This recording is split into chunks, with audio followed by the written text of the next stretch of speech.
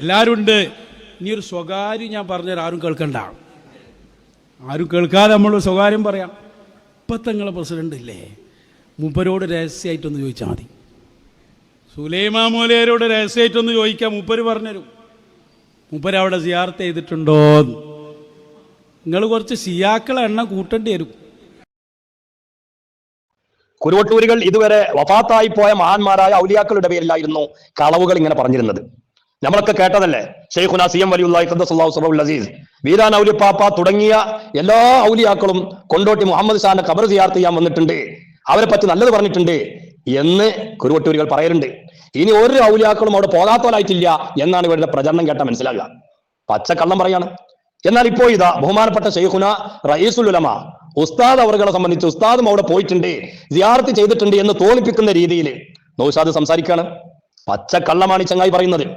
ഷെയ്ഖുന റയീസുൽ ഉലമ ഉസ്താദ് അവർകള് അവിടെ സിയാറത്തിന് പോയിട്ടില്ല എന്ന് മാത്രമല്ല, ഷെയ്ഖുന പറയാറുണ്ട്, ബഹുമാനപ്പെട്ട ചാപ്പനങ്ങാടി ബാപ്പു ഉസ്താദ്, ആ ചാപ്പനങ്ങാടി ബാപ്പു ഉസ്താദ് റയീസുൽ ഉലമ ഉസ്താദ് അവർകളോട് പറഞ്ഞിട്ടുണ്ട്, ഞാൻ മലബാറിലുള്ള എല്ലാ മക്കാമുകളിലും സിയാറത്തിന് പോയിട്ടുണ്ട്, അതേ സമയത്ത് കൊണ്ടോട്ടി തക്കിയാക്കൽ ഞാൻ സിയാറത്തിന് പോയിട്ടില്ല എന്ന് ചാപ്പനങ്ങാടി ബാപ്പു ഉസ്താദാണ് റയീസുൽ ഉലമ ഉസ്താദ് അവർകളോട് പറയാം.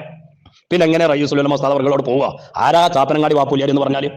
നവ്വറല്ലാഹു മർക്കദ, ഏറ്റവും വലിയ മഹാനായ സൂഫി വര്യനായ ഔലിയാക്കളിൽ പ്രധാനിയല്ലേ ചാപ്പനങ്ങാടി ബാപ്പു ഉസ്താദ്. അവര് റയീസുൽ ഉലമ ഉസ്താദ് അവർകളോട് ഞാൻ അവിടെ ഇതുവരെ പോയിട്ടില്ല എന്ന് പറയുമ്പോ പിന്നെ എങ്ങനെ ഷെയ്ഖുന റയീസുൽ ഉലമ അവിടെ പോവുക? എന്നിട്ട് പച്ച കളവ് പറയാം. ഇന്ന് രാവിലെയും ഷെയ്ഖുന റയീസുൽ ഉലമ ഉസ്താദ് അവർകൾ ആ വിഷയം പറഞ്ഞിട്ടുണ്ട്. ഇവൻ പച്ച കളവ് പറഞ്ഞെടുക്കല്ലേ? അതുകൊണ്ട് നൗഷാദിനെ വെല്ലുവിളിക്കുകയാണ്. ഞങ്ങളുടെ മുത്തായ കരളിന്റെ കഷ്ണമായ ഷെയ്ഖുന റയീസുൽ ഉലമ ഉസ്താദ് അവർകൾ ഏതെങ്കിലും ഒരു സമയത്ത് അവിടെ പോയി സിയാറത്ത് ചെയ്തത് തെളിയിക്കാൻ ആൺകുട്ടിയാണെങ്കിൽ അന്റെ മുഴുവൻ മച്ചായിക്കന്മാരെയും ബീരാണ്ടിയെയും സുലൈമാണ്ടിയെയും കോമാണ്ടിയെയും എല്ലാവരും കൂട്ടിക്കോ, എന്നിട്ടൊന്ന് തെളിയിച്ചുകൊണ്ടാ പച്ച കളവ് പറയുന്നത്. ഇതാണ് അവസ്ഥ.